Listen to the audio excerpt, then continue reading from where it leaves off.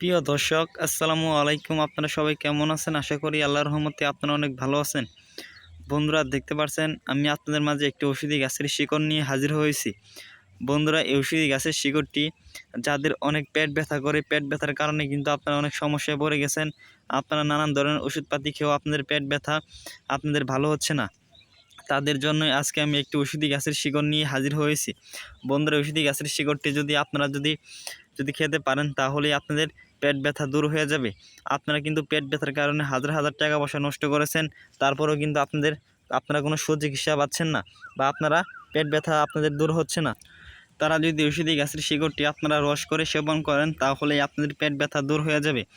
বন্ধুরা, আজকে আমি এই ঔষধি গাছের সাথে আমি আপনাদের পরিচয় করে দিচ্ছি। বন্ধুরা, এই ঔষধি গাছের নাম হচ্ছে রসবরি গাছ। এই ঔষধি গাছটিকে বিভিন্ন অঞ্চলে বিভিন্ন নামে ডেকে থাকে। আপনাদের অঞ্চলে ঔষধি গাছটিকে কী নামে ডেকে থাকে বন্ধুরা অবশ্যই কমেন্টে জানিয়ে দেবেন।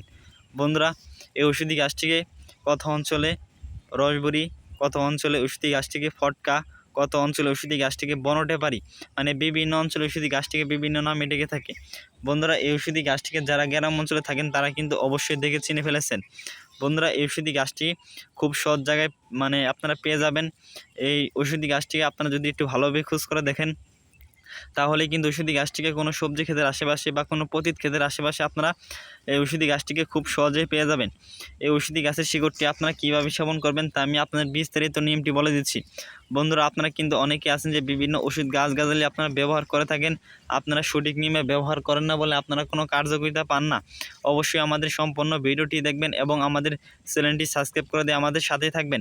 আপনারা যদি আমাদের সম্পূর্ণ ভিডিওটি না দেখেন তাহলে কিন্তু ঔষধি গাছের শিকড়টি আপনারা কীভাবে সেবন করবেন তা আপনারা বুঝতে পারবেন না।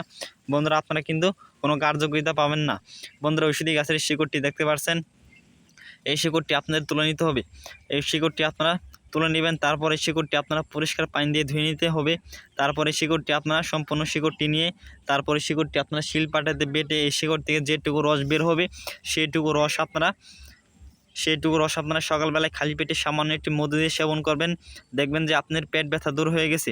যদি এই ঔষধি গাছের এই শিকড়টি খাওয়ার পর যদি কোনো রোগী বলতে পারেন যে ঔষধি গাছের খাওয়ার পর আমরা কোনো কার্যকারিতা পাই নাই, তবে আমরা আমাদের কবিরাজি চিকিৎসা ছেড়ে দেব। বন্ধুরা, যদি আমাদের ভিডিওটি আপনাদের একটু উপকার হয়ে থাকে অবশ্যই আমাদের চ্যানেলটি সাবস্ক্রাইব করে দিয়ে আমাদের সাথে থাকবেন। আমরা আপনাদের মাঝে আরও বিভিন্ন ঔষধি গাছগাছালি নিয়ে হাজির হব। ধন্যবাদ সবাইকে। আসসালামু আলাইকুম।